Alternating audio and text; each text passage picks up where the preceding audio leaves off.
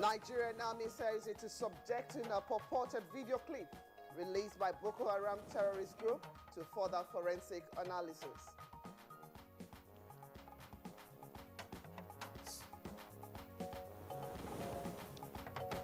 National Agency for Food and Drug Administration and Control clears the air on alleged plastic rice. The product is not plastic, but the rice is contaminated with microorganisms above permissible limit.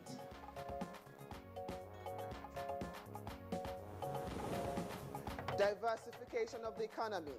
Federal government to make key festivals attractive to tourists.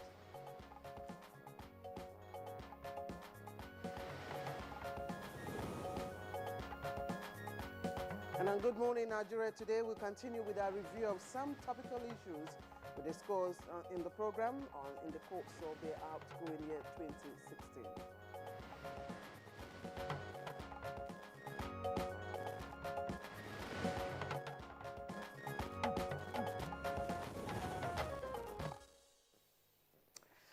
Well, today being Friday, is the last working day of the week rather, and also the last Friday for the year 2016. So less than 36 hours, we'll be ushering ourselves, by the mercies of the Almighty, into the new year 2017. Well, as Nigerians prepare for the new year, it is a tradition of NTA to also take a review of a very wonderful program as being used or broadcast in the course of the year.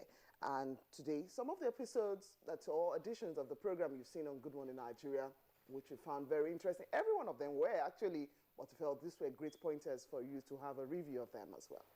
Indeed, Blessing. We started the review yesterday, and like she said, we're continuing with it today. That's, of course, in today's edition. And just like we did yesterday, the second and the last for the year 2016 is full of interesting issues that we discussed in the outgoing year. Well, today's review will cover a period of 4 months. We started from January till about August yesterday, and today we'll continue with the remaining months of the year. And one will feature some of those topical issues as discussed under the year, such as the release of the CHIBOK girls, Change Begins With Me, corruption, assault on the NAIRA. It was a year full of so many intriguing topics and all diverse areas of endeavors. Indeed, when we talk about the economy, Blessing, it was a very, very eventful year, 2016. So much happened, of course, in the course of this administration trying to put in place measures to turn around the economy. And of course, we dealt with all the issues covering all sectors. And so we will continue, as we said earlier on, with a review of some of the, programs, of course, that, the high points of some of the issues we discussed on Good Morning Nigeria. I am Claire Adelabo Abdul Razak. I want to again welcome you to the last edition of Good Morning Nigeria for the year 2016. Indeed, it is the last for this week, it is the last for this month, and it is the last for the year. And so may I want to be the first to wish you Happy New Year. I beat you to it. Wait till midnight, Saturday midnight, then you can now wish I beat you to it, Blessing. Anyway, no problem. I wish you a very eventful 2017, no doubt. My name is Blessing Abu. It's my pleasure to welcome you to today's edition of the program, Good Morning Nigeria. As usual, we'll bring to you a regular segment which will come after the review and to come from sports, art and entertainment, so a tidbit from the foreign scene, as well as other juicy things about the weather. The weather is still very much there. Of course, okay, let's go over now to the newsroom, and here is Tessie. Waiting to actually usher you into the last part of the news beats on Good Morning Nigeria. Good morning, Tessie. Good morning, Blessing. Good morning and welcome to the news. I am Tessie Justin Bisong. The Nigerian army says it is subjecting a purported video clip released by Boko Haram terrorist group to further forensic analysis in view of the spurious claims emanating from it. The Nigerian army reiterated that it has captured and occupied the last known stronghold of the terrorist group in the Sambisa forest. A statement by the Army spokesman, Brigadier General Sani Usman Kukasheka, reassured the public that the video is nothing but mere terrorist propaganda aimed at creating fear in the minds of the people and to remain relevant. Consequently, the public is enjoined to go about their normal lawful business, remain vigilant and security conscious. Meanwhile, troops deployed to the southern part of Kaduna ravaged by reprisal killings have intercepted some men in possession of guns and live ammunition around the Kagoma chiefdom in Jama local government area. The DIG Operations Habila Toshak paraded the suspect at the Operation Harmony headquarters in Kafanchang.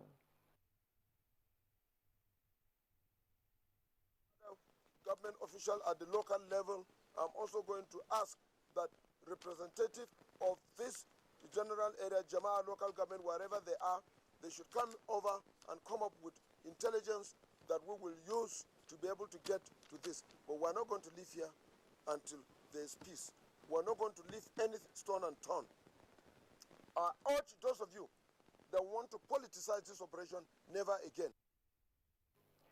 And away from security matters, the National Agency for Food and Drug Administration and Control, NAFDAC, has confirmed that rice earlier confiscated by the Nigeria Customs Service this month is not plastic but contaminated rice with microorganisms above permissible limits.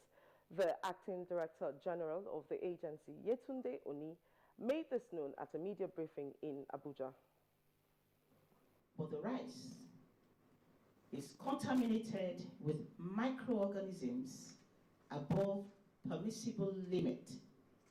Hence, the seized rice consignment is unsatisfactory and therefore unwholesome for human consumption. The consignment, upon handover by the Nigerian Customs Service, shall be destroyed. Minister of Information and Culture, Lai Mohammed, says the federal government is working with the private sector to make major festivals in the country attractive to domestic and foreign tourists and to leapfrog the event to the top cadre of global festivals. The minister stated this in Ofa, Kwara State, at the 2016 edition of the Ijakadi Festival. We provide the enabling environment for the festival to achieve its full potential. This administration is committed to providing incentives for investors in the tourism sector and maintaining a peace and secure environment that is essential for tourism to thrive. And to our next story, the Nigerian Petroleum Corporation has given the Nigerian Television Authority a passback for its transparent, in-depth analysis and coverage of activities in the nation's oil and gas industry. At an interactive session with the NTA management in Abuja, the NNPC Group Managing Director, Dr. Mekanti Baru, solicited collaboration in advocating the protection of installations for maximum benefit of the resources despite the difficult operating environment. What we've been doing in terms of covering our effort to be as transparent and as open as possible. More campaigns need to be made to bring to the attention of those who are involved with pipeline vandalism to understand that it has several facets. The immediate is loss of production and cost of repairing these facilities. But the long-term effect is even worse. Environmental degradation. We are very strategically placed, for the NNPC to use us as a vehicle, to propagate its policies, to explain certain issues about its operations, nationwide. Because the oil sector is a very important sector, not only for Nigeria, but the world at large. And Nigeria is a very significant player. Ondo Governor-elect Rotimi Akeredolu has reiterated his commitment to build a state economy, resuscitate damaged infrastructure, and restore the hope of indigents when he assumes office. He said this at the inauguration of the Strategic Development and Policy Implementation Committee Transition and Inauguration ceremony committees in Akure. With an avowed belief that developing Ondo State is a goal worthy of our best efforts. What I will encourage the committee to really do is to look at all the issues that exist at the moment and find a lot of solutions, provide platform for solutions to them. The Speaker of the Abia State House of Assembly, Martins Azubike, has been impeached after 20 of the 24 members voted in support of the impeachment. A new Speaker, Kennedy Njoku, has been elected and sworn in to take over at the helm of affairs in the Abia State Legislature. That's the news for now. Blessing and Claire will be back after this break. Stay with us. If you hear a bomb explosion or gunshots of an active shooter, that might be a terror attack. At such times, always remember 3 action words: run, hide, report.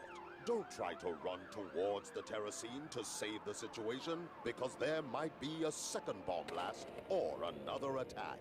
Run far away and take cover.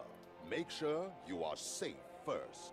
Yes, it is in our nature to sympathize over the hurt, but remember, only trained personnel can help in such situations.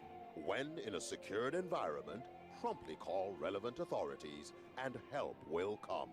For anonymous reporting, call 09630-3250-5 or 0813-2222-106. If you see something, say something.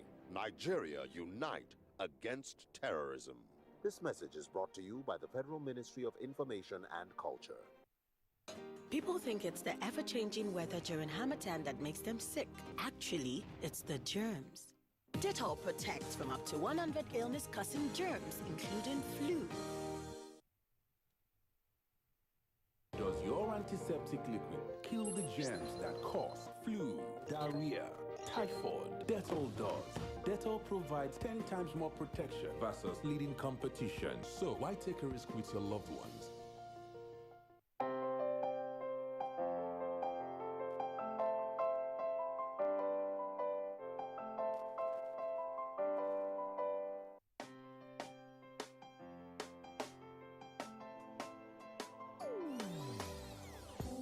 Hear the call of change. Stand up, Nigeria. Change is here and it's going to stay. Change begins with you. Oh yeah, make we go. So let the change begin from within. Look at you, Ogeruola. Change begins with you and me. Change begins with me. Change begins with me. Change begins with me.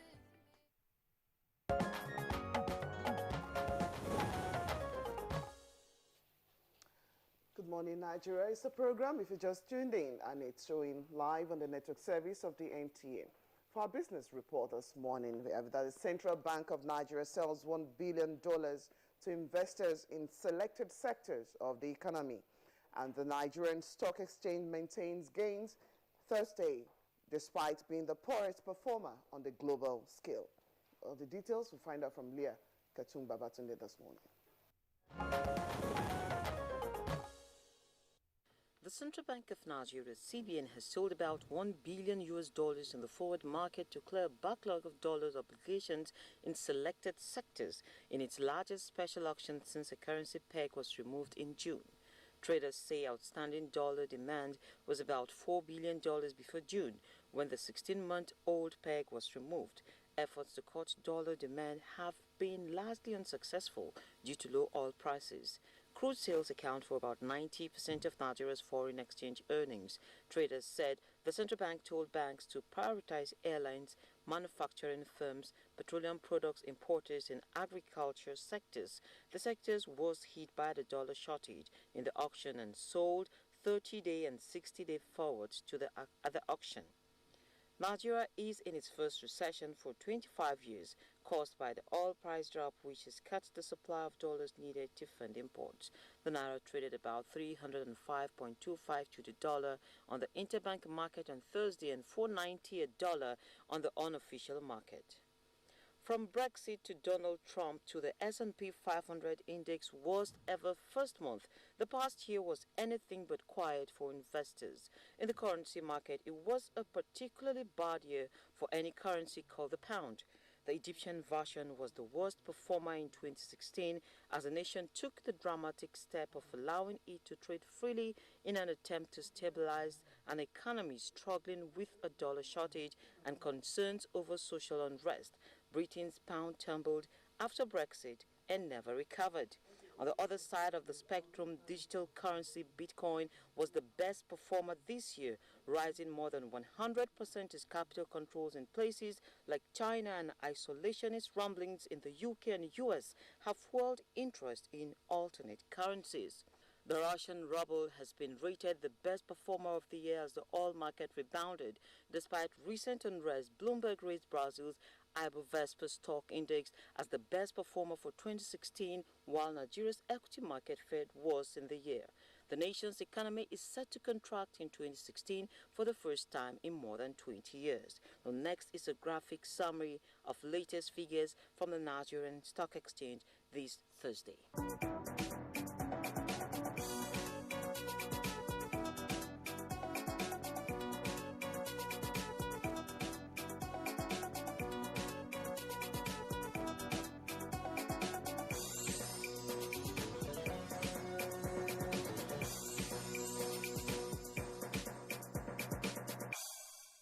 Lastly, vital funding from the European Commission's Humanitarian Aid and Civil Protection Department, ECHO, has allowed the World Food Programme, WFP, to provide cash assistance this year for 13,000 refugees from Somalia, Ethiopia, and Eritrea who live in the Aliade and the Hol camps, and top-up funds provided towards the end of the year allowed WFP to quickly extend this support to 4,000 asylum seekers who recently arrived from Ethiopia. The approach offers flexibility and food choices through a combination of monthly food rations and cash distributions. The refugees receive money transfers provided by ECHO, which allow families to buy the food they prefer at local stores. With support from other donors, WFP also provides monthly in-kind rations of staple foods, as well as specially designed fortified supplementary foods for malnourished children and other groups at risk. With Business News, I'm Lekachin Babatunde. All right, Leah Katun Babatunde, thank you for the business news. And coming up shortly will be the newspaper review. That's next.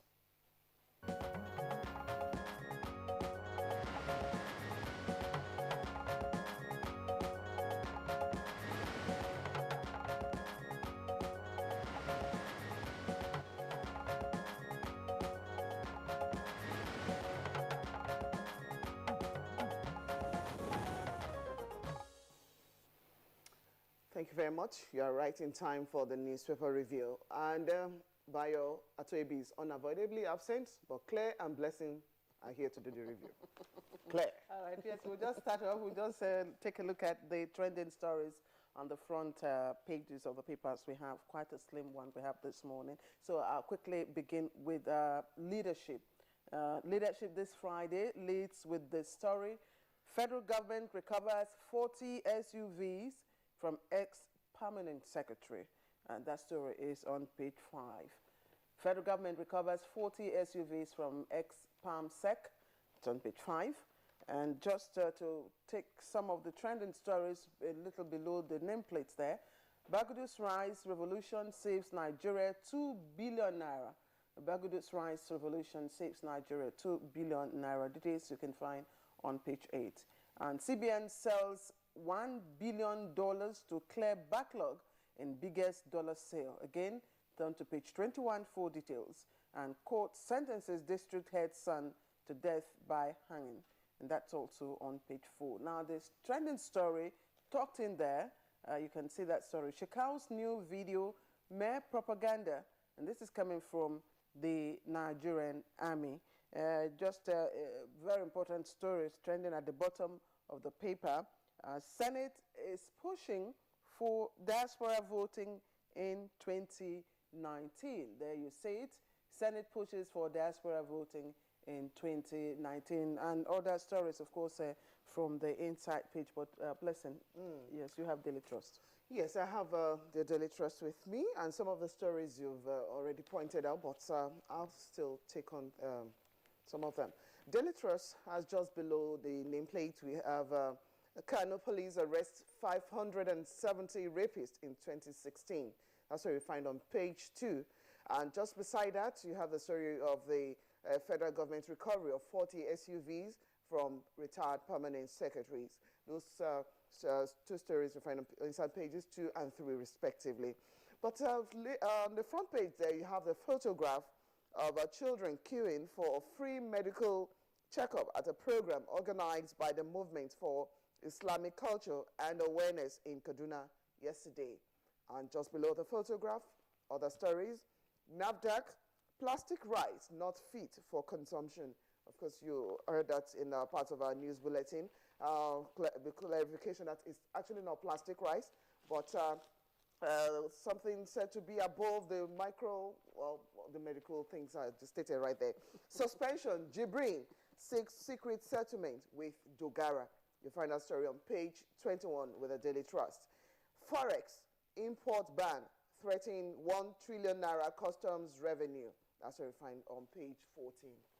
Any more story, Claire? Yes, we have one from the Daily Sun, a number of stories on the front page of the Daily Sun. And it says, federal government again recovers 40 new SUVs from PAMSEC. That's a trending story in all the papers. But this, it comes with a rider. It says investigation ongoing. And this is coming from the minister. You can see the details there on page 6. Okay, let's again take a look at those stories Blessing talked about.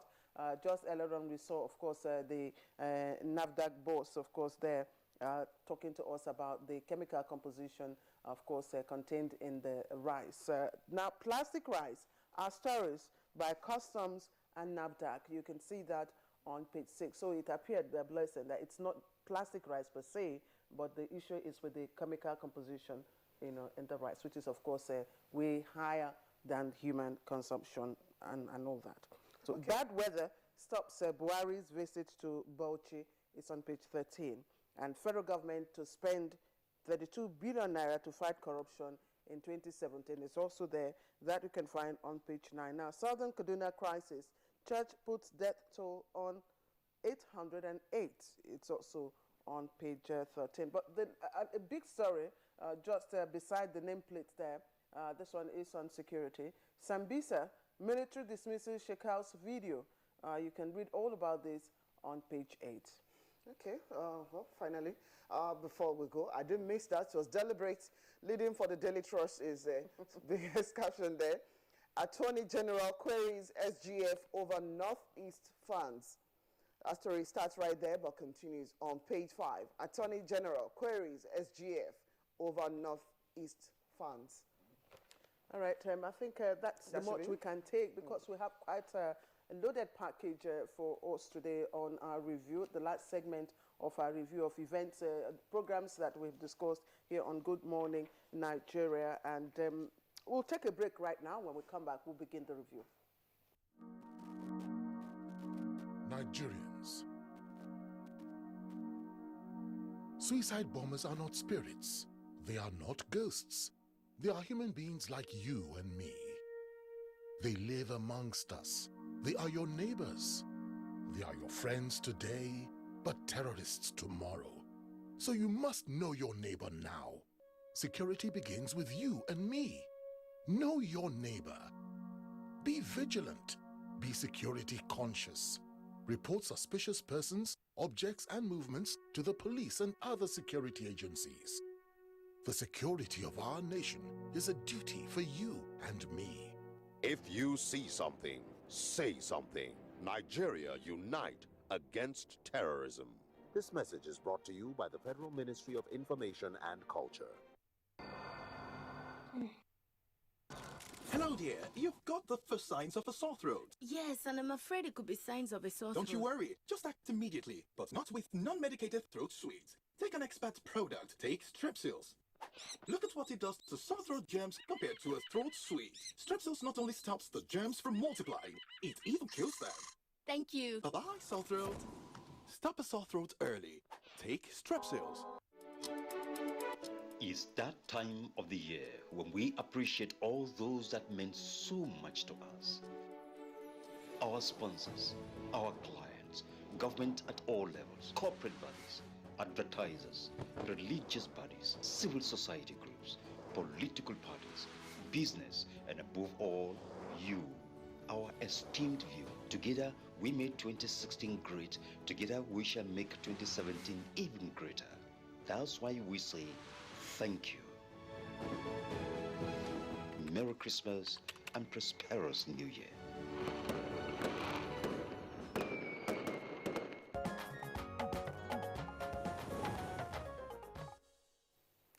All right, thank you for joining us. And if you've just tuned in, you're right on time to start our review.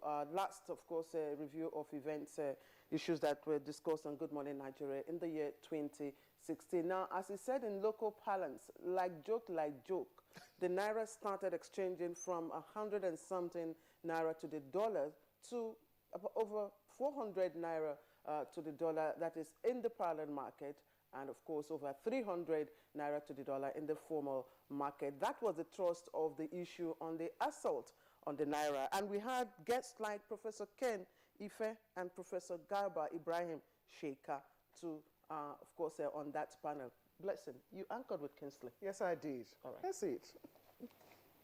In your opinion, is the state of the rate of the Naira today against major currencies, particularly the US dollar? Well, we all know that the origin or the source of the concern on Forex has been the decline in the revenue from oil. And despite what the CBN governor has said, we now came to a flexible policy, which is a very good policy, to be honest, except that we needed time for that policy to kick in.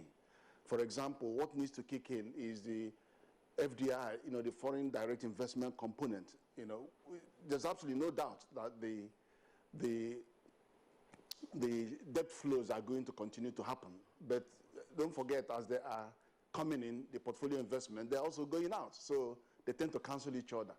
But the real respite will come when investors begin to bring in their money into the country. And they too need time. They want to see 2-3 months for the Forex, to see Forex stability. And it's not, matters are not being helped by the recent MPC meeting of simply hiking the MPR rate to 14%. We rather than just give this whole thing 2-3 months to see whether it settles.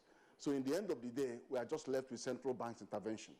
And I haven't seen concerted action on dealing with the real trouble, which are the demands for the foreign exchange. CBN has dealt with some part of the demand by delisting 41 projects, 41 items, but it needs to be followed up by getting complementary measures to help it. But it's left there. Then also, he hasn't targeted some banks that may be, on the wrong side of the equation. Just discipline 1 or 2 banks, and then they'll stop using. Instead, it is now mopping up liquidity. Actually, what is happening now is the expected result. And because at the time when dollar is very scarce and you allow Naira to determine its value by the market forces, then definitely you know what will happen. And that was why only one day in the operation of the market, that was on 20th June, the value depreciated from 197 to 281. And currently, Central Bank is selling at 313 Naira per dollar, and the Interbank is selling 350, while the Bureau d'Exchange are selling 370 something. So I think that is anticipated, and I am surprised that the value has not gone down further than it is now, because really the dollar remained very scarce, as Professor has said. And in economic theory, if there is any commodity whose supply is very scarce, and the demand is high, definitely the price of that commodity will go up. So I am surprised. I don't even know the magic played to keep the dollar rate at 350 naira or 313 naira by the central bank. I expect by now it would have been around 1,000 naira. So really, it's pity we are in the situation we are now. The import demand is still very high, and the supply of dollar remained very low, and still the market is operating and is selling at that rate. So really, this is an anticipated result, and we are so lucky that even the value is just as it is now. I think, first of all, I will not describe it at all as an assault on the Naira. If you look back 16 months when we didn't have an interbank market where the rate of the currency was freely determined.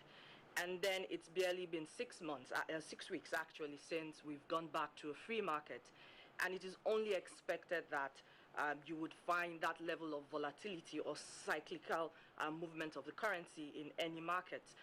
That's the way currencies behave. They respond to the levels of the supply and the demand in that market. What exactly is still pushing this volatility for the Naira?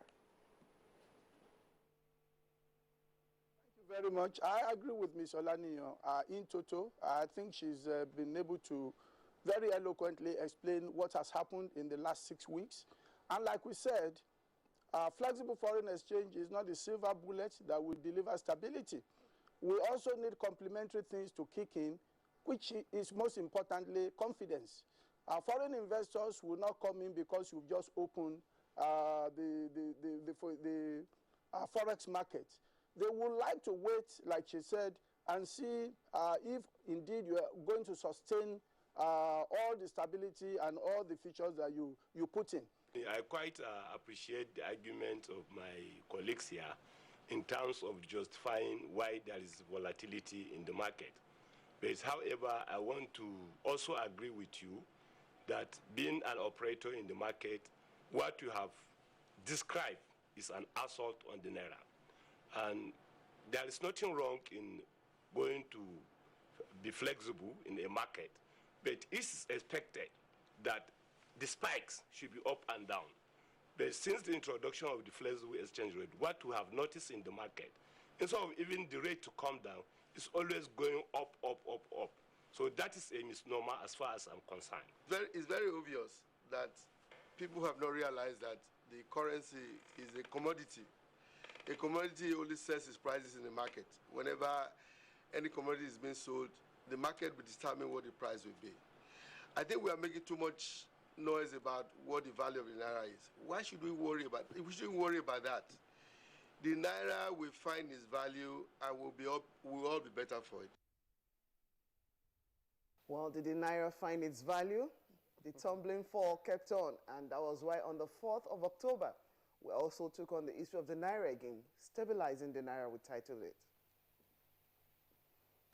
The exchange rate at the PARLEY market is some 500 to $1 US. And if you look at the differential between that and what you find at the interbank rate, it's sometimes well over 100 naira, if not more. People are wondering exactly what is driving the price at the PARLEY market, 500 naira to $1 US. Kingsley, good morning. Even though you have helped us this morning to identify some of the factors that really put us into this mess. One, like you said, is the falling oil prices, and two is the dependent nature of the Nigerian economy. Three is the inducement from the foreign investors, and four, we have what we call the evil forces. So combination of all these really have not helped the country in maintaining the severity of its own currency. Like you rightly said, our dependence on one commodity, which is the oil, is not really a boom to the country. There are some economies that describe it as a doom because it has not helped us in diversifying our economy, but only made us to be reliant on foreign importation. And this is one of the dog that we found ourselves into.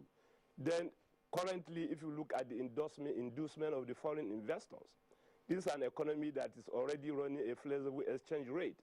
And you are still insisting that the country should devalue, should depreciate. How do you depreciate in a floating economy? As we are doing this tactical thing that Alhaji Godebe was saying, I think we were just trying that, one, we will deal with the issue of domiciliary accounts. Number two, we dealt with a number of issues like non-supply of foreign currency. So, for example, our diaspora people could no more bring money into Nigeria at a certain point, because you are telling them that there's a control on the limit of the foreign exchange, but also there cannot be any domiciliary account. So almost about 220 billion, about 22 billion which would have come into Nigeria through those remittances had to be halted as an influence. So there are a number of things that brought us to where we are. So it is not just simply the issue of oil. There are some fundamental plays that needs to come into being. Most of the importers are still rushing into the black market in order to get their supply of the foreign exchange. And so that is what is making the situation worse. But unfortunately, you see, again, Nigerians are still having that, having a very high taste of imported goods. I don't know how long we are going to stop that. Nigerians are still preferring imported commodities rather than the domestically produced commodities. And as such, our import bill still remains very high. These are some of the factors that are still contributing to the depreciation of NAIRA. And like I said earlier, there is no country where we have a complete flexible exchange rate regime. And there's no country where we have a complete fixed exchange regime. It all depends on the circumstances, and it depends on the policy makers and how they run the policies. So really, like I pointed out in our last discussion, it is not just enough to say we are practicing a flexible or floating exchange rate and just allow the market forces to do everything for us. Market forces can never do everything for us. We have to be watching. And like I said, we would have given a target that wouldn't allow NAIRA to depreciate more than maybe 125 or 50 NAIRA per dollar. But if we allow it, I'm certainly sure by the trend going on now, we may reach a point where 1,000 NAIRA will exchange for $1. And I think, like I said, we have to watch our policies. Whenever we think the policies are not working the way we expect them to work, we try and redirect them and do some things in order to adjust or make adjustments. I think the present situation, why we continue to have this depreciation, is because people are still confused about what Nigerian currency is all about. If you look at the body language of the monetary authorities and the fiscal authorities, it looks as if they are not shaking hands at all. It looks as if they don't understand themselves. And I'll give you examples. Just before the last MPC meeting, the Minister of Finance was suggesting that the NPR should be reduced. But you find out that nothing happened.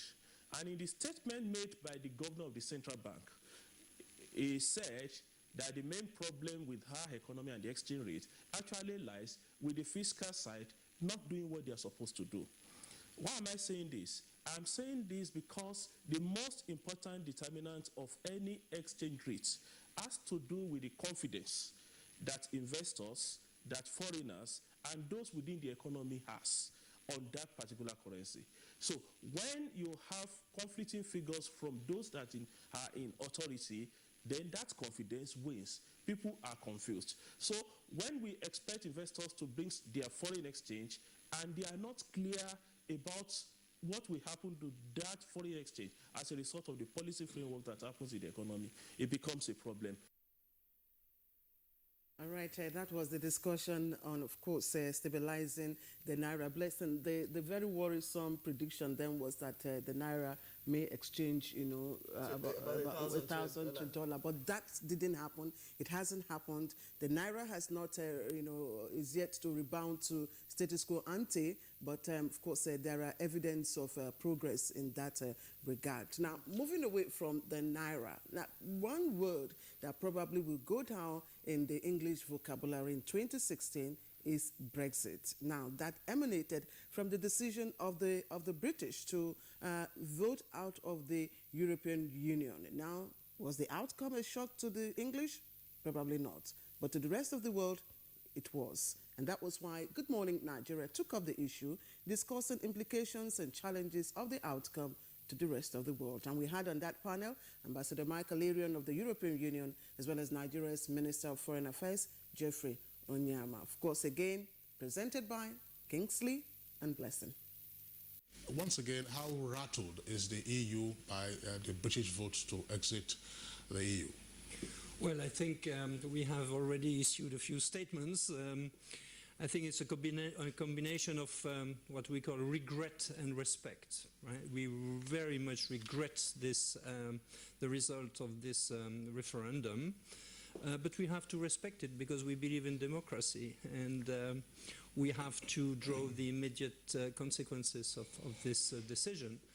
I, however, like to highlight the fact that this referendum is only advisory, so it's for the British government to decide to notify clearly and to translate into, I would say, a legal decision what is so far just a political consequence of a referendum. Is the EU eager for the UK to leave almost immediately, or wait for a 2-year period? We are very much eager to have clarity.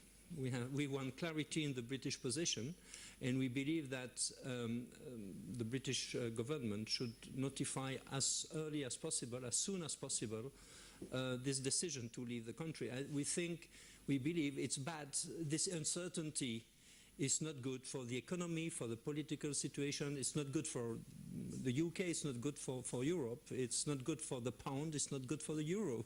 So clarity is better. What is the move for everyone? Well, the mood is split because we have half the country, virtually half the country, who wanted to leave, and another half wanted to stay. So it's very, very mixed, very polarized. I voted to stay. I wanted to stay, and so I'm part of the country that are upset. Like us, we have a whole huge number of Nigerians in the UK, even spread across the European Union as well. What implications or what do we begin to make of this decision by UK to actually leave? Well, basically, this is a decision for the United Kingdom. They're the ones that are wearing the shoes, and they're the ones that are really going to know where it pinches. Of course, there are a large number of Nigerians in the United Kingdom. A lot of it is speculation at the moment. I think nobody really knows the full impact, of all of this. But how it impacts directly Nigeria at the moment is also not that as straightforward. But one thing is clear. As part of the Commonwealth, when the United Kingdom acceded to the European Union, there were certain preferential trade deals that were made also for the Commonwealth countries. So that deal, that economic relationship with the EU will subsist. But clearly, the United Kingdom now, we will probably have to renegotiate a bilateral trade agreement with the United Kingdom. Well, that's an important point you just touched on, but I recall also that in discussing Nigeria's economy as well as transactions across borders, a point has been made as to whether or not we have, I don't want to say the word sound, but a trade policy that can be advantageous to us. So is this a time for us now to begin to, as it were, rethink our trade policy worldwide? Well, absolutely. I mean, it's an opportunity. I mean, there's the European Partnership Agreement, which is already on the table, that Nigeria has not yet signed with the European Union. So we're still looking at that. But clearly now, with the UK out, the UK is probably going to have to sign trade agreements with almost the whole world now, bilaterally with each country. And these are the kinds of impacts that I'm not 100% sure that as people went in to vote, they were really thinking about. Because the reality is that this vote seems to have been focusing a lot more on immigration and probably terrorism. Well, Brexit, was it for the United Kingdom? And Brexit still going to be. Still on global stage matters in the month of August, the visit of the United Nations Educational, Scientific and Cultural Organization, UNESCO, to the country attracted the attention of Good Morning Nigeria, and we promptly got her to come on the program. All right, let's begin by backing up a bit and then getting to know the immediate stimulus for your visit to Nigeria this time. The visit of Nigeria is my third visit to this giant of Africa, as we call it. It is to review with the Nigerian president, the government, our cooperation. I believe that UNESCO nowadays, as the Minister of Education said yesterday during our meeting, Mr. Adamo, that to some extent UNESCO holds the key to peace in the world through its appeal and ambition to massively invest in education, through the sciences, through the culture, the sustainable development, which is so much needed nowadays in the world, is very much our agenda. And as long as the President has very high ambitions, the change agenda of the President, which is relevant to what we also see as the future of this great country, is very much underlined in the joint communique that we signed together. Well, all right. That's, again, you've been in office since 2009, as you have indicated. This is your third visit to Nigeria. What is it that you have found in terms of the key priorities that we ought to be pursuing and which we are focused on? Well, I think that the agenda of the President in terms of having a sustained economic growth, sustaining, diversifying the economy is very much linked to what we think is needed to be done. I'm talking, of course, about massive investment in literacy, about the technical vocational training, about giving skills to the young people, about looking also at the inclusion of women, about the northeast of the country, fighting extremism, how to prevent, how to create resilient communities and societies. It is very much linked to the knowledge-based societies. Yesterday morning I visited the National Open University of Nigeria, where we work also very closely. We support the capacity building, the establishment of massive online open educational courses, the so-called MOOCs. I was extremely impressed by the success of this university, by its passion, the passion of the faculty staff and everybody I met about education, about knowledge. I think this is the way to transform the country. Right, indeed, this is the way to transform the country. That was the last word from the DG UNESCO. Good Morning Nigeria engaged, of course, in a discussion. Now, back home here, fighting on many fronts. It's one of the engaging discussions GMN had in the outgoing year 2016. Now, it was born out of the various security challenges in the country, especially the Boko Haram insurgency, which seemed at a time to be very difficult to contain. Now, of course, we invited the chiefs of the army as well as the Air Force, whose personnel were in the vanguard, or of course were in the forefront to decimate the insurgents. Let's join Kingsley and Rhoda on the Nigerian military fighting on many fronts. And there is need for clear understanding that yes, our population then 70 million, 80 million, in the 70s, 80s, but now almost triple. So, and the conflicts have, or the, challenges, have increased also. We never knew there was any suicide, there would be any suicide bombing. Never knew this cattle rustling was at very low level. The militancy in the Niger Delta is another challenge, and now the mother of them all, the Boko Haram insurgency.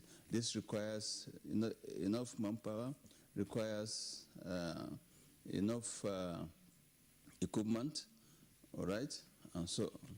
But by and large, we've been able to address this challenge vis-a-vis the use of the available resources we have, as well as the judicious use of the manpower on the ground. That's our strength. And you know the antecedents or what happened before this administration came in, the president of President Mahamudu, the government of President Mahamudu Buhari, and the challenges then were seen as unsurmountable. But with the commitment, the political will, and with the political direction by the government, and when we came on board, we now face those challenges, and today we're in a better position to beat our chest that yes, the Nigerian military, the Nigerian army is living up to its billings. All right, General Broch. Well, in Zambeza, like I said, we conduct air operations every day into Zambeza. We use the ISR platform to give us a clear understanding of what is happening there. But I can tell you very clearly that we have degraded the capacity of these guys to really move around in Zambeza forest. The only problem that we are having there is the terrain is very, very difficult for especially our land forces to really move in there.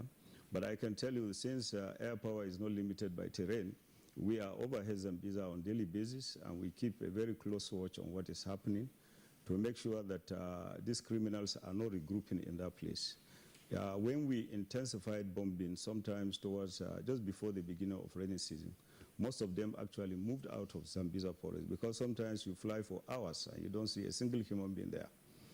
But like I said, the terrain is a big challenge, especially for any force to move, going by what somebody is suggesting there. Then in addition to that, she talked about when you see something, say something. It's very, very important. There is no way an armored tank will spot a 13-year-old girl carrying suicide bombs. Similarly, no fighter aircraft can spot a 13-year girl carrying bombs to go and detonate somewhere in the market or in. So the issue of when you see something, say something is extremely important. It is the community that will now be able to tell us where these girls are mobilized from, who is arming them, how do they get the IEDs across to these girls. And that is where the role of civilians, that's where the civilian contribution in terms of giving of intelligence is very, very important. We can have all the cameras, but we might not be able to. And besides, if you look at Zambeza itself, the size of Zambeza is about 60,000 square kilometers. And if you look at the states where this crisis is taking place, Yobe, Borno, Adamawa State, you are talking about 157,000 square kilometers. So there's no way you pick what is happening using aircraft and so on. It is the communities that have to really come up and give us the information that is required. If you look at the Southwest, yes, we were there equally in the Southwest. We were there also in the Southwest, and we are currently also in the South-South, where we are keeping very close watch of the oil and gas infrastructure in these locations. Well, following such a successful attempts to bring on some of the girls that were taken in by these insurgents in Zambeza, despite all these challenges, the release of 21 CHIBOK girls had us going for some of the key personalities to discuss their rehabilitation. Kingsley and I also presented a program that day. You describe for our viewers the mood in CHIBOK right now. In fact, CHIBOK local government is one of the local governments in Nigeria which is very distinct from any other local government, because we are the only local government that speaks one particular language, that is CHIBOK language. The mood in CHIBOK as at now for the release of these abducted girls is very high. People are jubilating because for over 2.5 years these girls were abducted. The situation was very terrible. Everybody seems to be scared of moving freely, but after the release of these girls, things started taking shape, especially the masses who used to fear of attack at all moments have get sense of relief and they are jubilating. How did you receive this news? Yeah, thank you very much.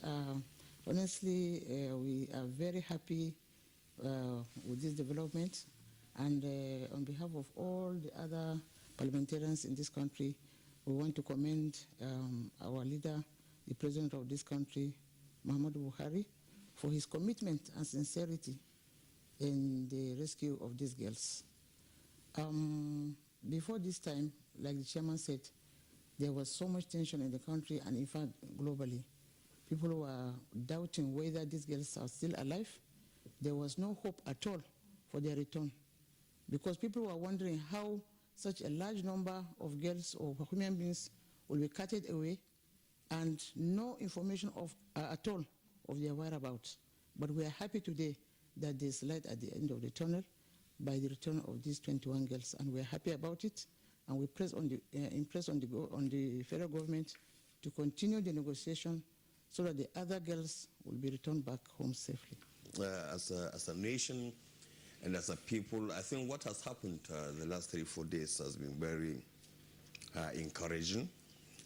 It says a lot about our perseverance as a people and also about the commitment and the role of the state and, of course, of the government. It's a very unfortunate situation which has happened for over 900 days at a point when hope seemed to have been lost. All of a sudden there is a resurgence of a new hope, and this speaks volume about the way we Nigerians actually react to certain situations, that afflict our country. There was despondency. Everybody thought perhaps our girls are gone for good. People started thinking whether all the advocacy roles of various national and international organizations would all come to naught.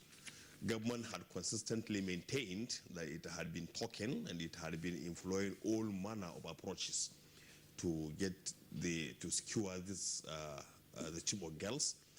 And of course, what we had seen is a culmination and a fulfillment of what government had been promising all through. So it's not so, though we have, it is very good that we are very happy that they have been released. But being released is not just to send them away or push them away to their communities. They need to be taken care of medically, then assessed psychologically, and also then their psychological needs, because each of these girls, they have, in as much as they have psychological trauma from this event, they have their various psychological needs, expectations, and views. So these views and these expectations, they need to be what? They need to be taken care of. So each of these girls need to be assessed psychologically.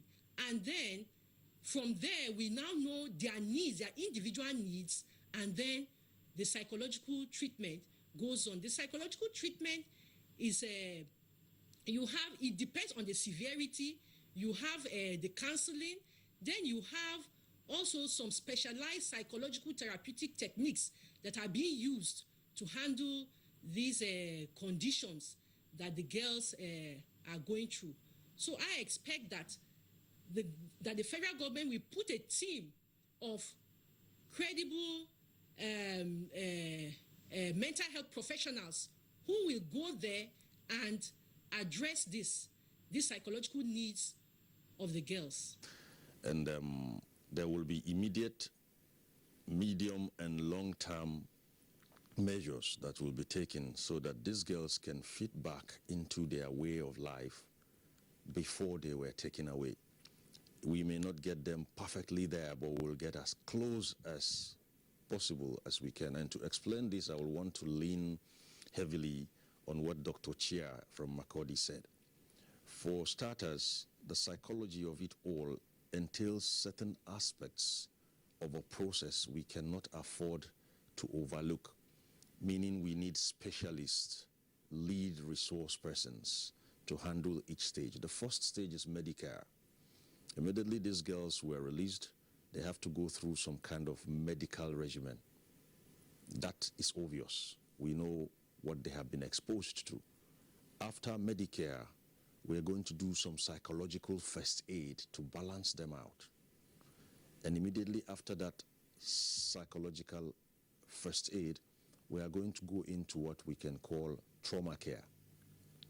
This trauma care is actually specifically aimed at what we call post-trauma stress disorder. Post-trauma stress disorder can affect them in so many ways. It can even change their personality. It can affect their psychosocial being if not handled properly, and that is the immediate.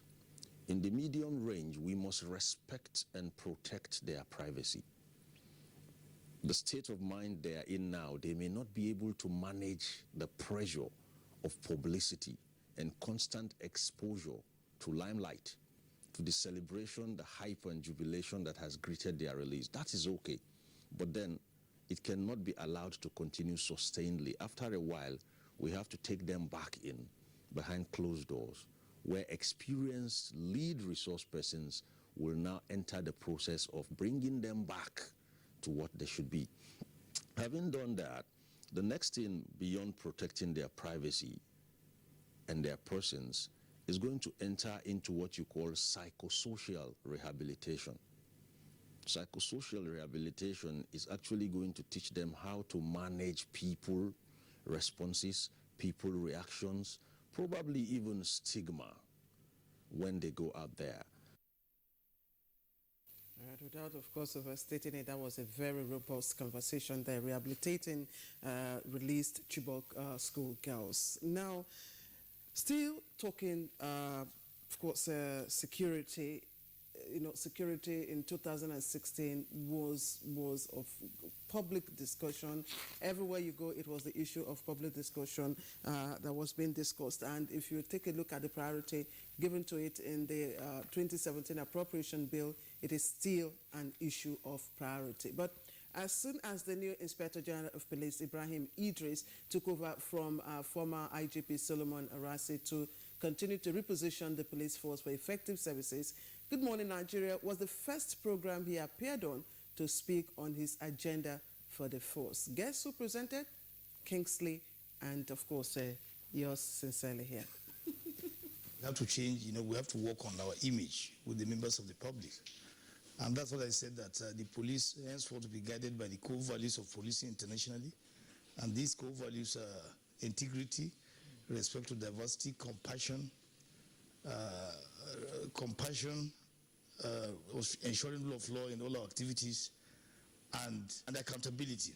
Right. And also, we are going to operate in line of the democratic policing, which is responsive police force, a representative police force, and like you said, an accountable police force in all our actions and activities.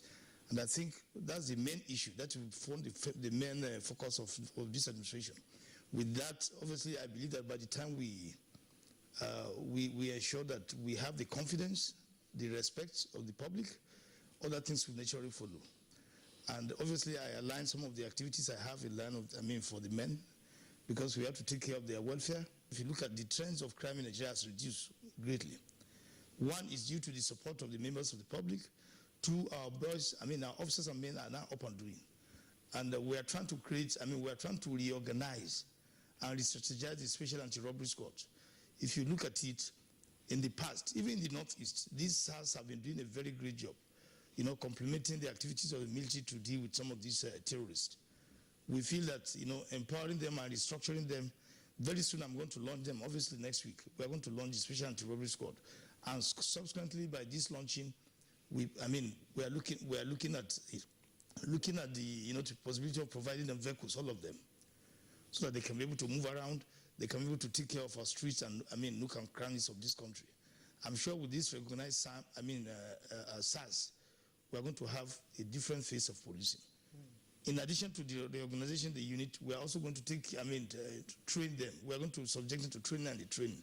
I'm talking with some members of this CSO, civil society organization, to see how they can come in to sort of complement our efforts in reorganizing these SARS by training them in these fundamental human rights and other aspects of policing in line with international policing ethics. Obviously, there are others. There are other units that we're working on. The X Squad, that's the Police Anti-Corruption Crusader. I'm assuring that we are launching them in 2 or 3 weeks' time, and we're expecting that the Commander-in-Chief will come up. Will be around to give the necessary moral addition to these boys. The SARS, the X Squad, they are going to be almost 3,000, and we are trying to see how we provide mobility for them to make them mobile and effective.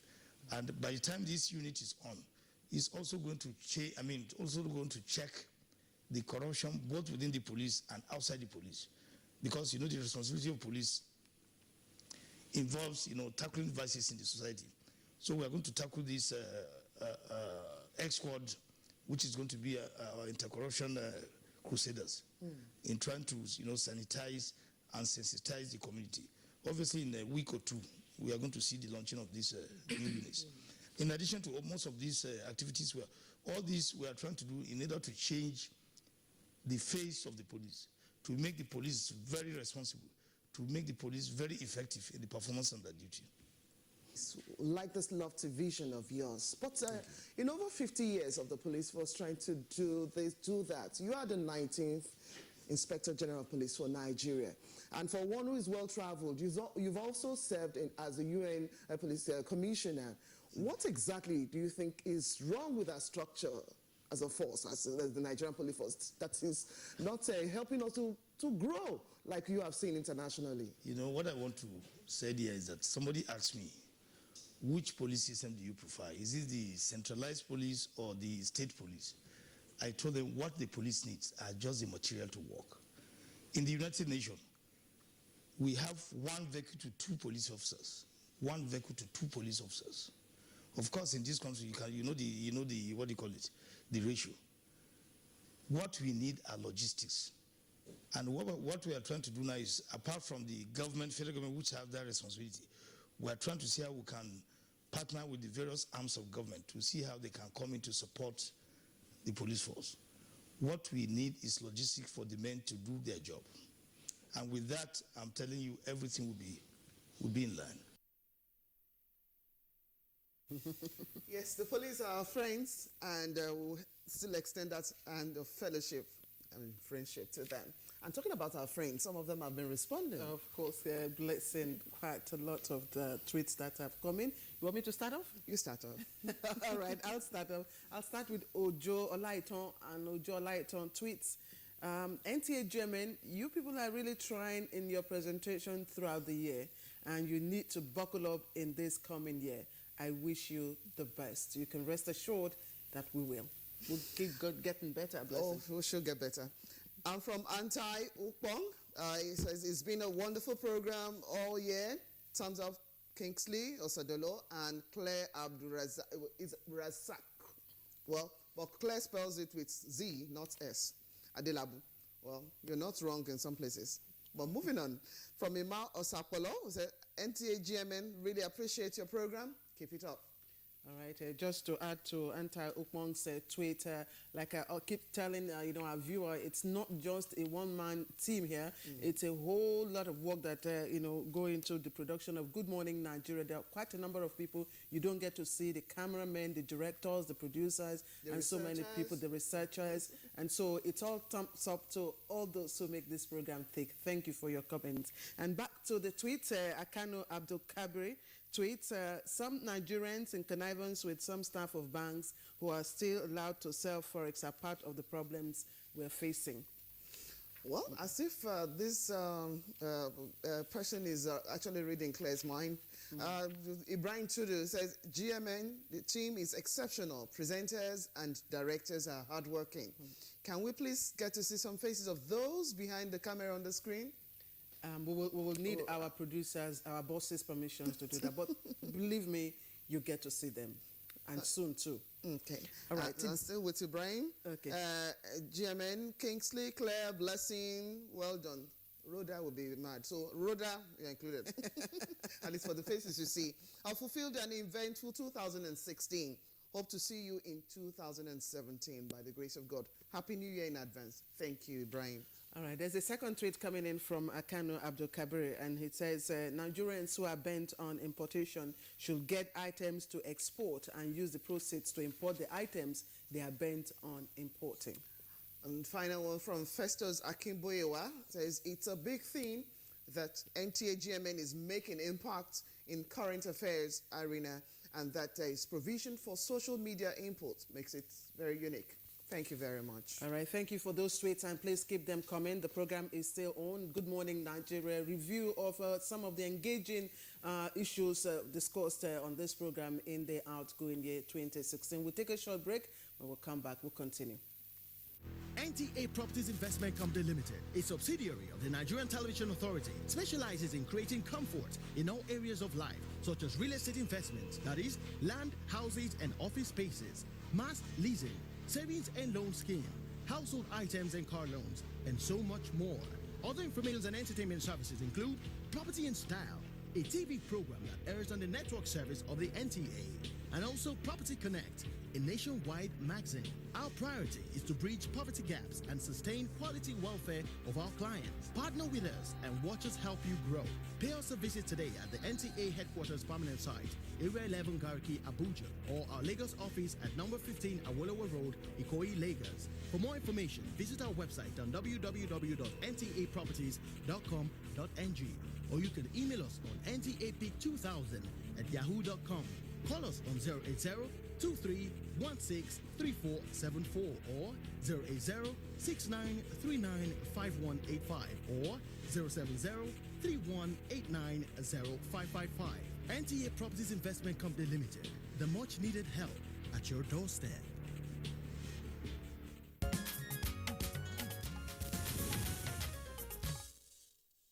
Just tuned in, still on Good Morning Nigeria, and we're taking a look at the engaging excerpts of some of our editions of the program in the course of the year 2016. Yeah, we'll move from economy to security. Now to the aspect of corruption. Worried over the alleged corrupt practices in Nigerian universities, Good Morning Nigeria looked into the issue. Seasoned educationists and administrators joined to x-ray the issue. Kingsley and I think Claire actually anchored the program.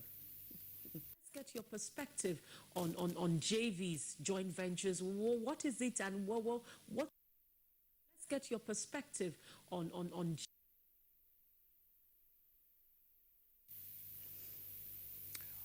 Yes, we talked about corruption, but this time around in the judiciary.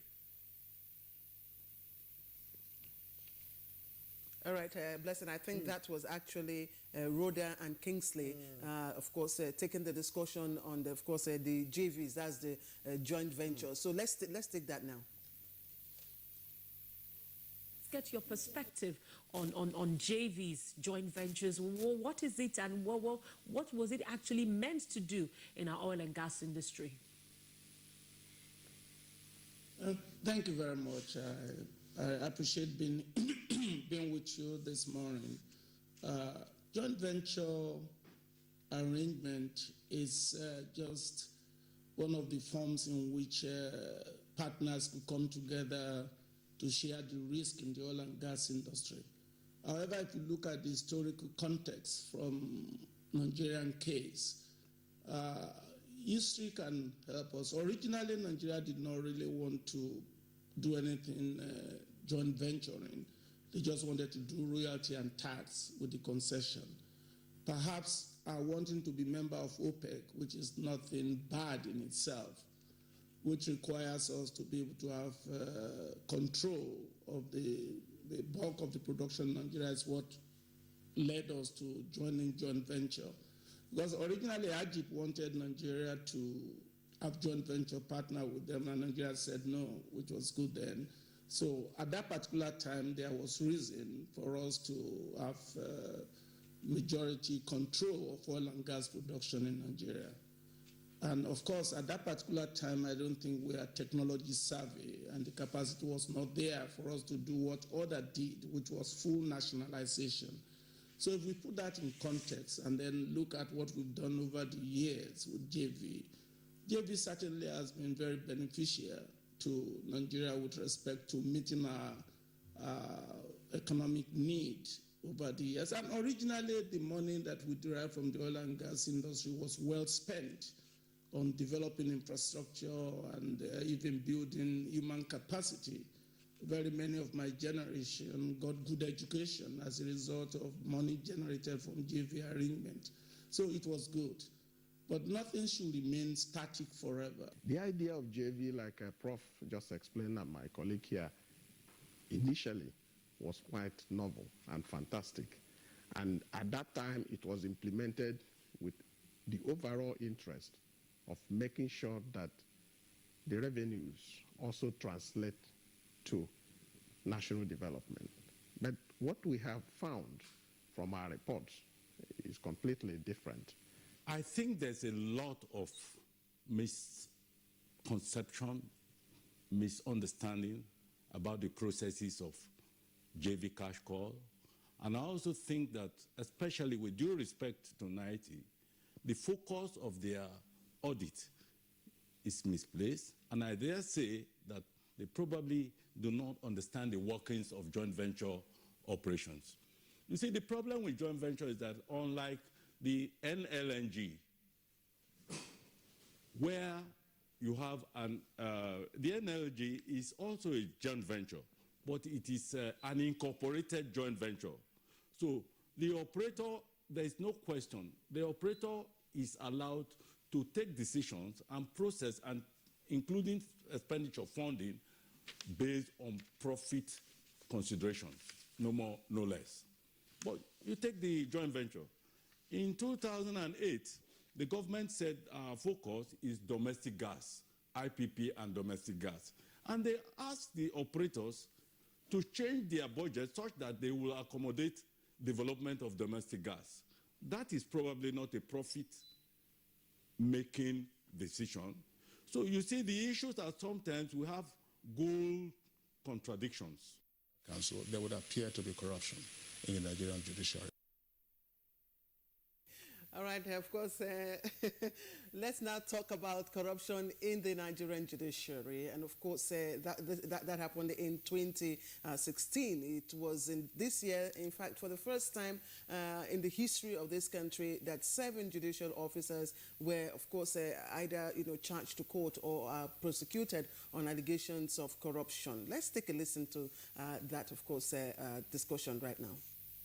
Council, there would appear to be corruption in the Nigerian judiciary. But how deep is the rot, Professor Azangi?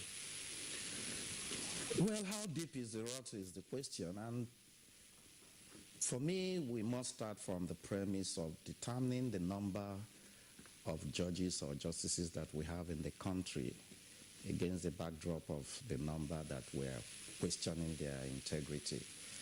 And I think at the last check, we must have about 1,000+ judges, justices in the country.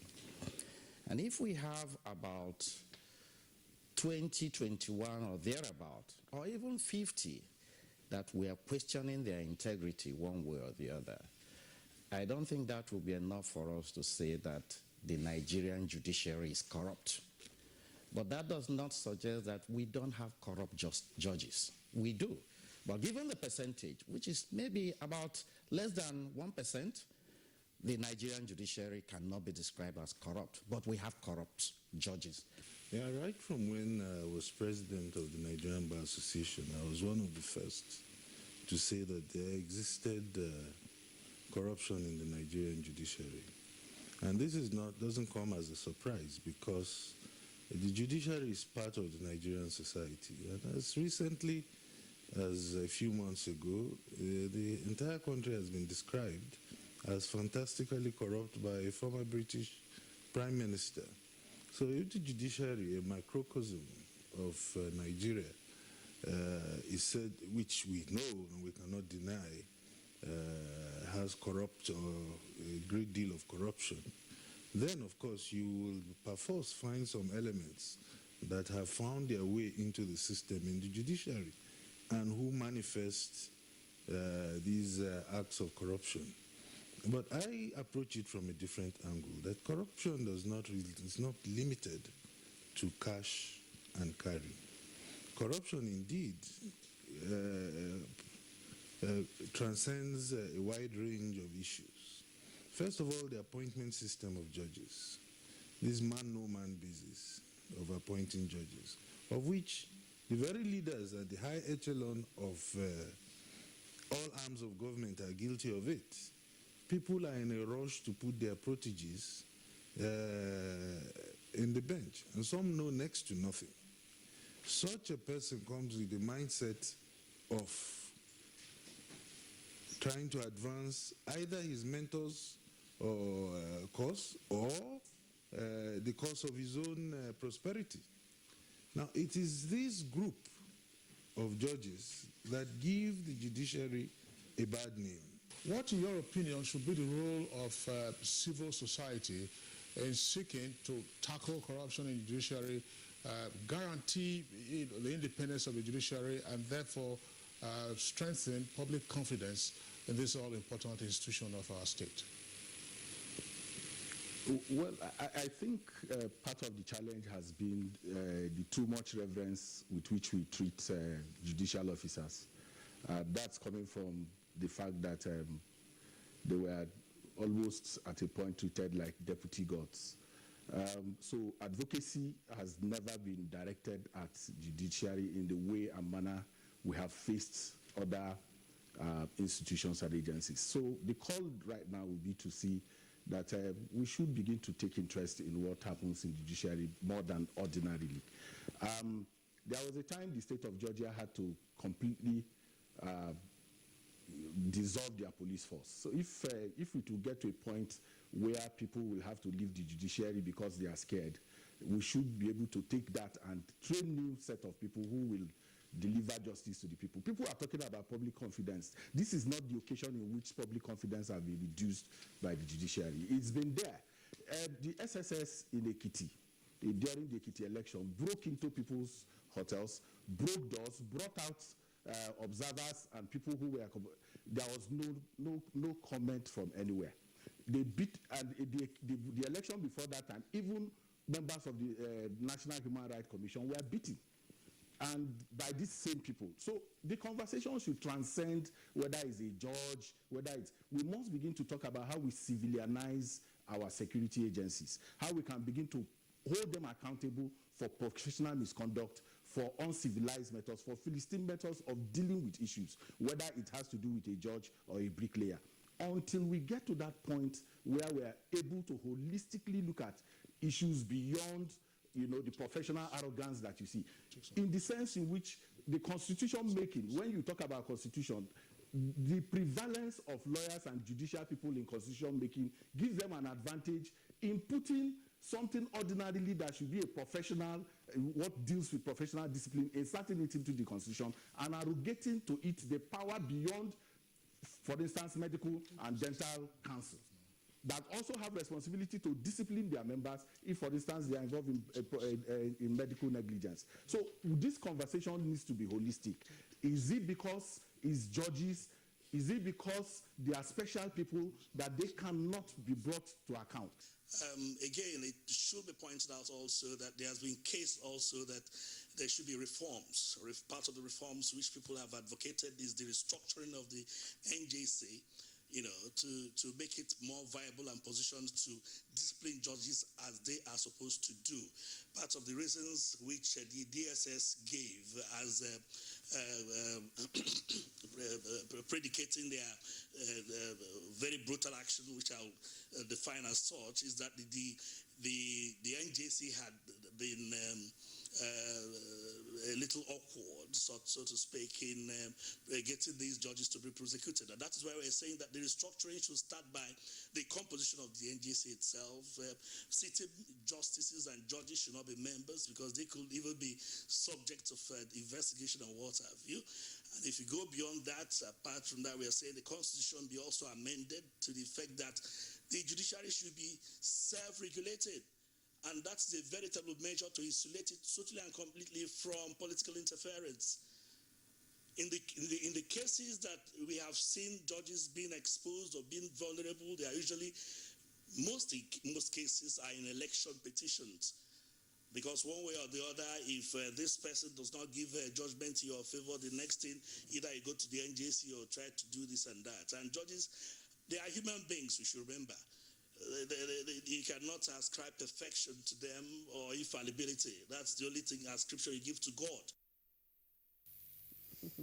Still talking corruption, it wasn't just with the judiciary that the worry was with. That of the Nigerian universities also took our attention on Good Morning Nigeria as we got seasoned educationists and administrators to x-ray the issue.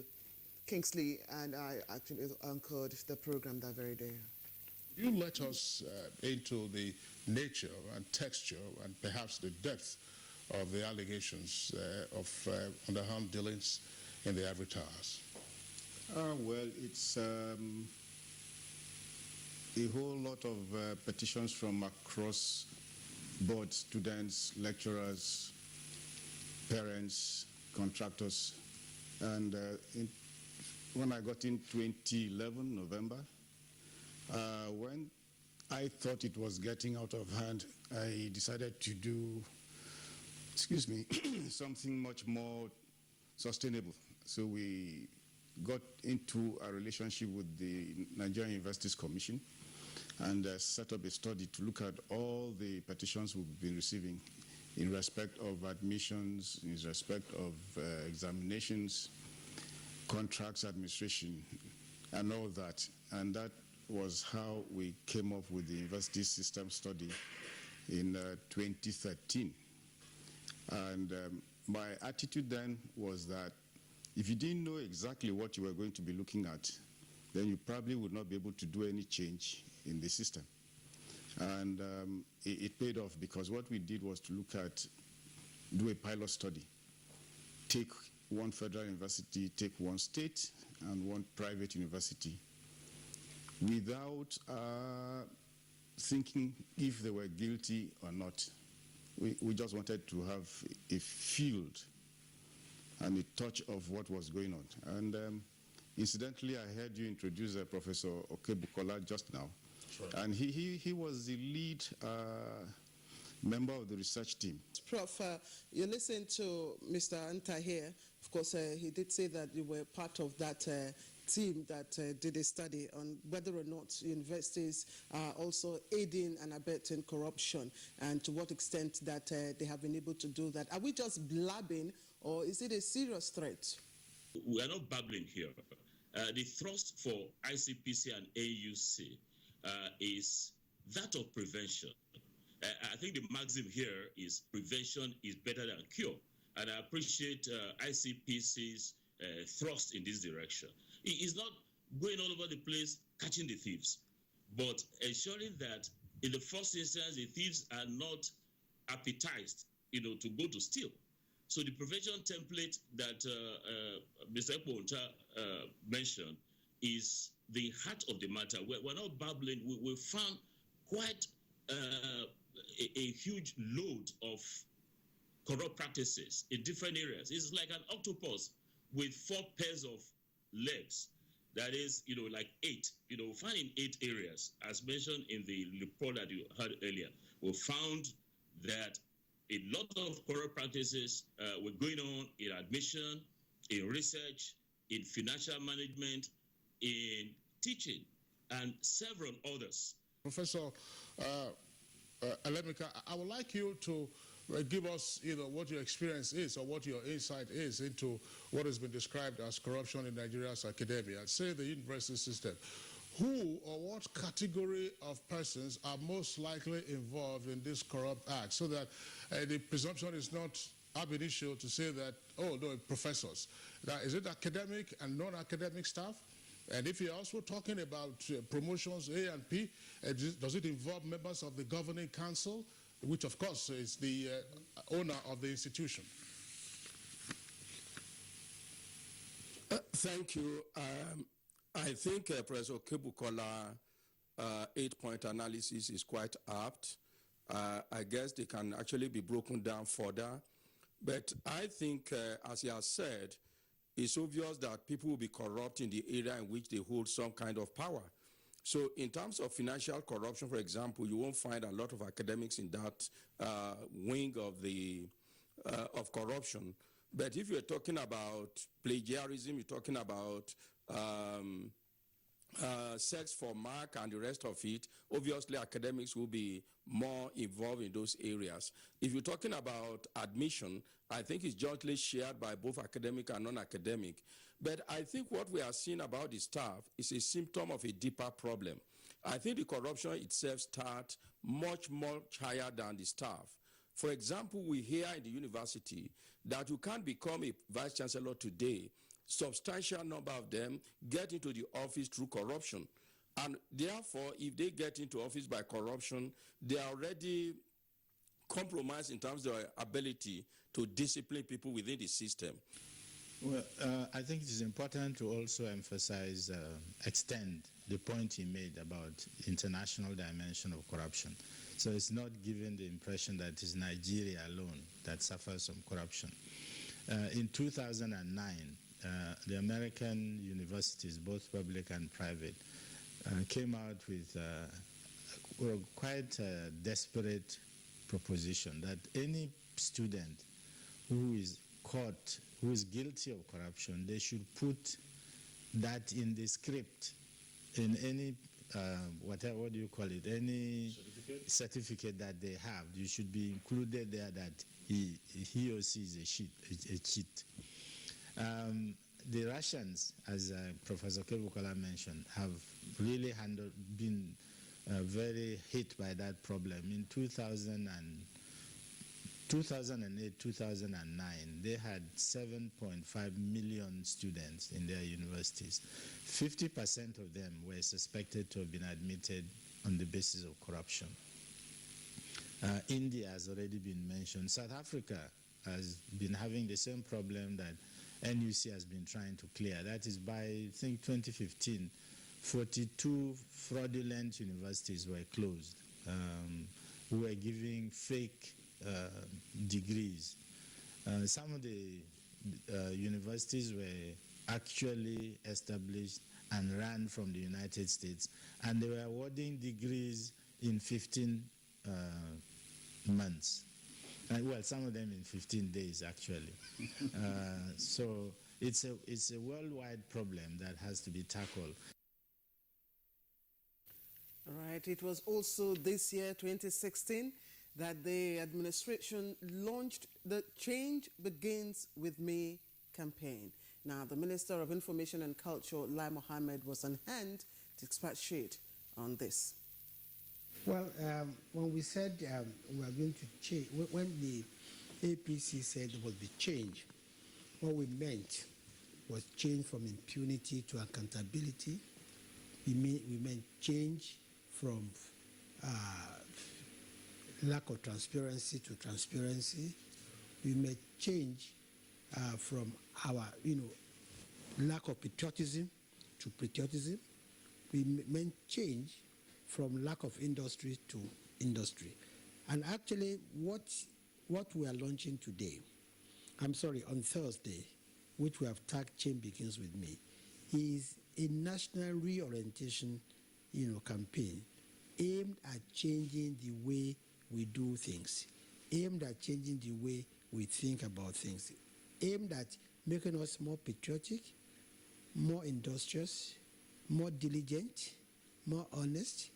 And we believe that this change must begin with each and every one of us, because we believe that being patriotic means also buying made in Nigeria products. Being patriotic means not destroying or vandalizing, pipelines. Being nationalistic means that you take government property as your own. So the whole idea is that we must change the way we do things, and that change will begin with each and every one of us. Like a philosopher said, we cannot be doing things the same way and expect a different result. And unlike before, we do not think that this change should be limited to only those in government or those at the top. Even the taxi driver who does not obey traffic regulation must change the way he does things. Change will begin with him. The danfo driver who drives under the influence of alcohol must renounce that. Change begins with him. Then you now go to the university. The lecturer who would sell his marks for sex, change must begin with him. The student who joins cultism, change must begin with him. And we know that if each and every one of us, if we change the way we do things which is wrong today, like the pharmacist who sells fake drugs, the consequence is that innocent people lose their lives. Change begins with them. And you can see that when you say things are wrong with Nigeria, it's not just with government, it's not just with those who are high, it's with everybody. And that is kind of campaign which we are running basically on persuading people on why they must be more industrious, why they must be more patriotic, why they must be more nationalistic in their approach. Yes, sir. That was a campaign on Change Begins With Me. And there was another change experience, well, a strange one in the environment for the people of Jaba local government area of Kaduna State in September, as the experience was known as the earth tremor. Well, let's find out how the experts actually looked into that with the chairman of the local government as invited by Good Morning Nigeria. What was it like? Thank you very much. On Sunday, 9th of September, at about 10:30, 11 a.m., while in service, we had a shaking of the foundations of the church building and a sound which lasted for about 5-6 seconds. And we were wondering what the problem is. Is it a bomb? Is it an explosion? We didn't really know what happened. At about 1, a second vibration, even louder, more intense than the first one, occurred. And so that put us on check. Everybody became scared. The entire people in Kwai area were all outside and were wondering what is happening. And quickly, we got the Nigerian police force, the vigilantes, to go around the local government area to establish the fact that it is not an attack on Jaba local government. That was established. And we don't also have any mining activity. That was again established. So we resulted to a position of an earth movement, which is referred to as earth tremor. And so immediately I got in touch with His Excellency, the Governor of Kaduna State, Malam Nasser Ahmed El-Rufai, to report the situation. And he moved immediately with a prompt action by sensitizing the relevant bodies and authority to quickly investigate the matter. The people of Jaba were restless because we continue to have reoccurrence of this vibration. In the last 96 hours, we've had about 16 vibrations. So we have people who are scared. We don't know what is going to happen tomorrow. Should we flee out of the town? And everybody is concerned. We have been receiving calls from our people in the diaspora all over the country, and everybody is showing a lot of concern, and we are worried. We are worried because this thing happened sometime in Ikara local government, sometime in July, and it also happened in 2009 in Ogun. And so it is for us a wake-up call, or what we call an early warning signal. All right, that was, of course, the strange experience that the people of Jaba experienced in 2016. Now, let's look at, of course, the economy in 2017. Wednesday, 15 December 2016, President Muhammadu Buhari presented the 2017 appropriation bill to the National Assembly. And of course, a day after, that's Thursday, Good Morning Nigeria ran a series of programs on it. Let's take a listen or listening to one out of the 5-part program. Is it that we can look forward to in 2017, first against the background of what the President has presented and the reality that we are faced with, latest figures coming out from the National Bureau of Statistics? Well, thank you very much. The good news out of the President's speech as it relates to the economic summit is that there are 5 critical statements or significant statements in that budget speech that speak directly out of the summit recommendations. 1, we now have a national economic recovery and growth plan. We advocated that at the summit and insisted that it had to be ready before December. President announced it's now there. The President also announced that in 2017 there will be stronger efforts to have a handshake between fiscal and monetary policy. We pushed hard on that at the summit. Now we've heard him say it's going to happen. 3rd, we called for a pragmatic action on the Niger Delta crisis in order to restore crude oil production to 2.2 million barrels per day and be able to shore up our revenue and our reserves and ultimately affect the foreign exchange situation. That seems to be happening. The President made some strong commitments in that direction. National Economic Council also said something along those lines. These are positive outlooks for next year. Again, significantly, we heard something from the President that we hadn't heard since he became President, which is a stronger effort from government to invite private sector to invest in infrastructure. There are a number of things we need to put in place.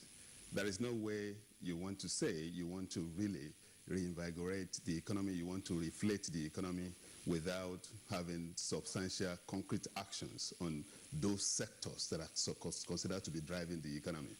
And particularly, a number of things have been announced on agriculture. A number of things have been announced on what we call small-scale enterprises, especially the bailout, about 50 billion bailout that is supposed to be done on that. But essentially, and I think we're moving in the right direction, Nigeria has never been bereaved of fantastic budget pronouncements, but the missing link is implementation. My take is that now we've had the President, the government has pronounced what the projections are. What are the implementation strategy?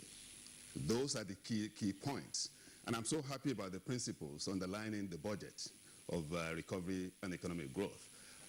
One, you mentioned about issue of local content policy. Now, that is one of the areas we've got to really pay adequate attention on. Dr. Nafis Dama, what are your thoughts on, first, what we're going through, and then what the outlook is for 2017 against the background of the key markers that have been taken on by the other guests? Well, it's a very good attempt, particularly if you look at the budget and the distributional components between recurrent and capital. There is a slight increase in the capital component this year relative to what it was last year. But the key problem, from my own understanding, which I have voiced out severally, and I will continue to voice it out, is that a developing country with 180 million people cannot be put on the path of sustainable development through ad hoc measures and strategies.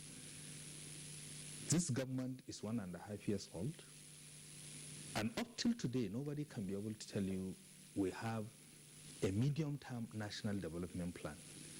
The budgeting that is done in this context, from my own understanding, is trying to address issues on an ad hoc basis. And I think it's too long for this government to come up with a medium-term national development plan so that we know sector by sector what are the key challenges, what need to be put in place. And you see, the danger is that if you are just doing ordinary budgeting in the absence of coherent national development plan, the clear linkages and reinforcement and mutual complementarities that need to exist to drive the economy towards sustainable development may not be there. You may end up addressing issues from a purely sectoral perspective without actually taking into consideration the ripple negative or positive effects associated with spending in one sector or the other. But be that as it may, we have to give the government some element of credit, particularly the fact that it's spending more than we have anticipated, even though there's a significant component of borrowing that will be used to finance the budget. But in reality, when you are in recession, particularly for an economy that is public sector driven like ours, the only option that is available is for the government to spend so much money so that it can put the economy back to the path of sustainable development and move out of the recession. And the second part, or one of the parts, again, at the Nigeria's Economic Outlook, featuring a special advisor to the President on economic matters, Dr. Adeyemi Dikpeolu. What are the primary drivers anticipated for economic recovery in 2017 against the background of what some experts have described as a not too salutary performance of the 2016 budget? Thank you very much. I think if you notice from the President's budget speech, he did emphasize that the budget was guided by principles that would be in the economic recovery and growth plan, which will be adopted before the end of this year. So in that context, the drivers for next year, I think broadly, would be first of all to restore growth. And by restoring growth, we're talking about having increased monetary and financial stability. We're talking about improving fiscal performance, and we're talking about leveraging the real sector of the economy, agriculture, manufacturing, solid minerals, services, and indeed the downstream oil and gas sector. But it also, as you would see also, focuses on investing in the Nigerian people, both through normal health and education interventions, but as well the social inclusion programs of government, including the Empower programs, the conditional cash transfers, and the like. But in addition to that, beginning to build a competitive economy in terms of the ease of doing business, as well as providing the critical infrastructure that will facilitate and enhance business operations.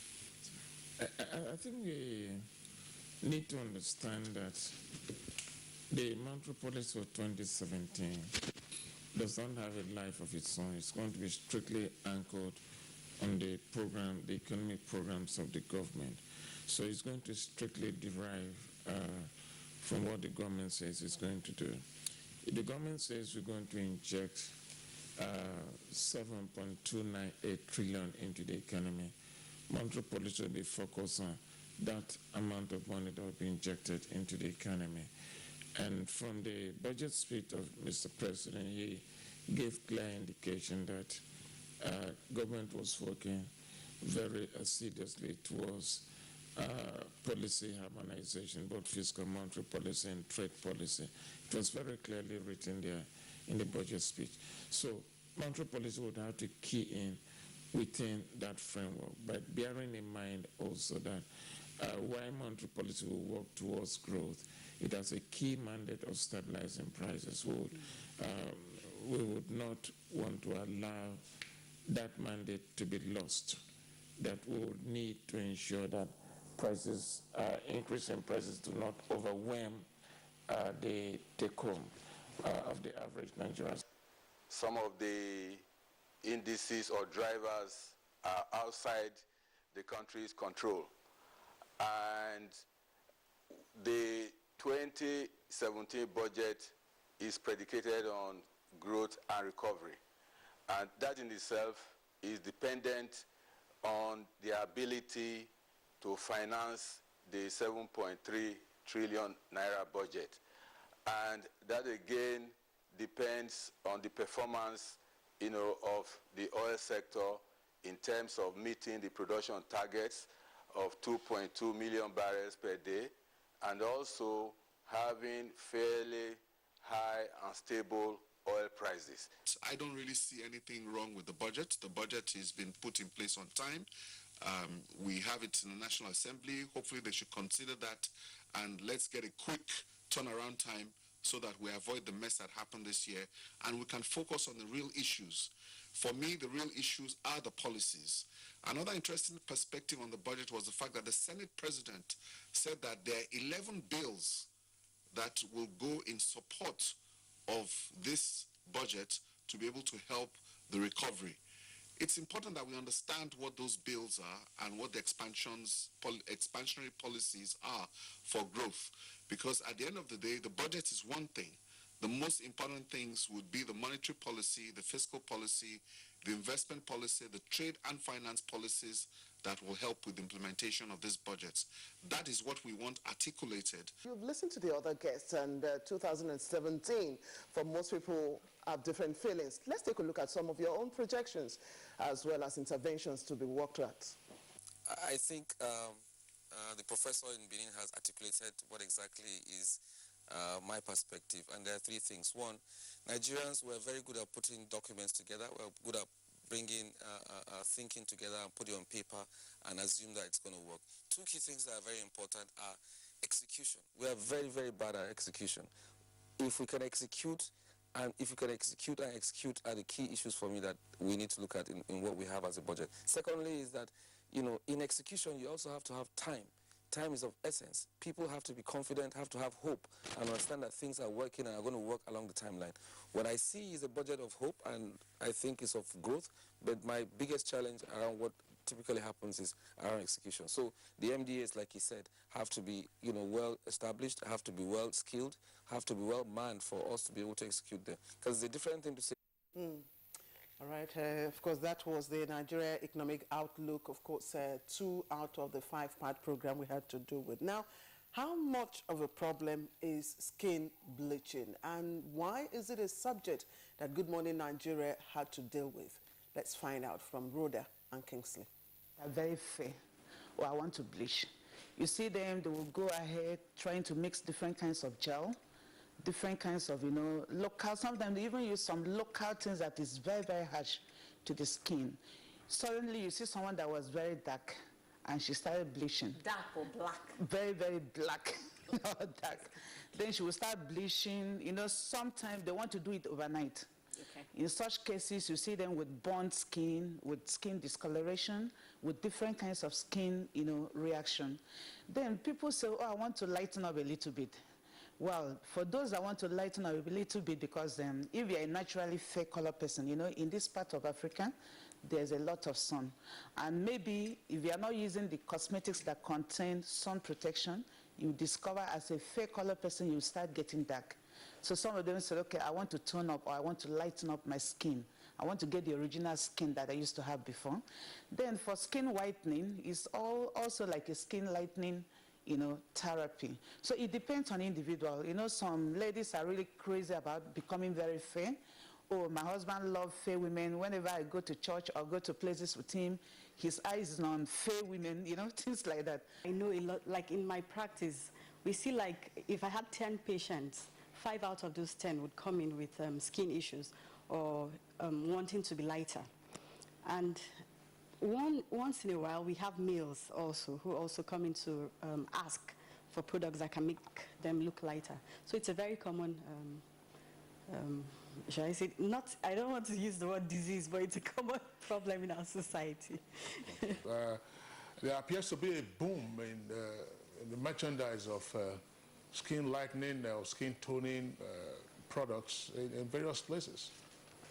Yes, Mr. Sadalo, we in the Pharmaceutical Society of Nigeria, we are worried. The documentary has already said what it is. The situation is very grim. It's a public health hazard. There is such compulsion to do away with the original skin color, to acquire a new one. We are in the vanguard of the use of pharmaceutical agents in the right way, rational drug use. Most of the agents being used to achieve this harmful effect, because it is harmful when you want to do away with the melanin content of the skin that protects us from the infrared and UV rays of the sun, because we are here in the tropics. Well, that's where we end this year's edition of the review of for 2016. But before we go, yes, people have been making their reactions known, and we quickly look into them. Dele Jack Solomon, NTA GMN, how do you stabilize the NAIRA when the national cake had been looted? Effects of cost push inflation, high unemployment and insecurity. Okay, Ibrahim Tunde tweets, keep the fire burning GMN team, but how Buhari, Saraki and Dogara escaped your net in 2016 is not clear. Let's have them in 2017. All right, of course, if you should be an ardent viewer of this program. In 2015, of course, we had one of them here. Okay, from Shadow X, the fall of the Naira is a blessing in disguise.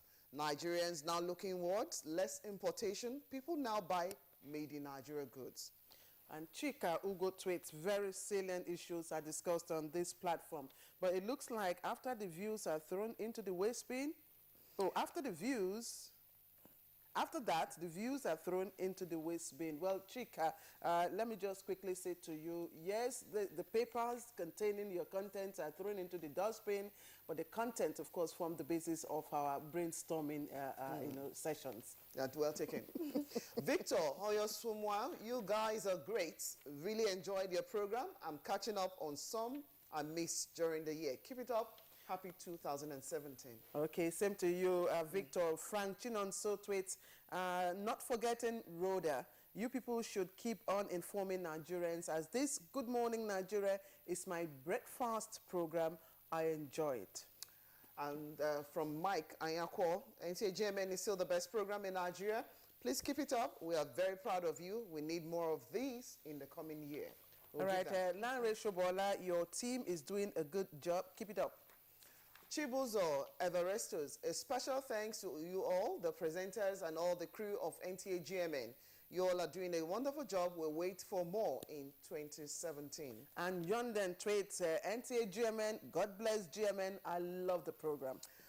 Festus Akimboyewa, I will certainly be following GMN in 2017 and looking forward to robust discussions on political and social economic issues. And Chibuzo Everestus, the program is educative and insightful. Please, in 2017, try to talk about church and tradition. I wish you all a blissful 2017. But there's this one we must take just before we go. Dele Jack Solomon. Now, go. Go ahead. Okay, I think NTA should increase the condition of service or remuneration of the NTA GMN crew. I like that. Thank you. This is because you are fantastically done well. All right. We have other tweets now, but I'm afraid we cannot take all of them. But we do appreciate all of you, and we wish you all also a blissful 2017. That's how we end our conversation now. But we round off the program with a look at the weather forecast for the rest of today. As for Friday, I am Olichku Anobu. It's been a dusty atmosphere across the country, and we do not anticipate more change in this weather phenomenon in the next 24 hours, as we expect thick dust haze to prevail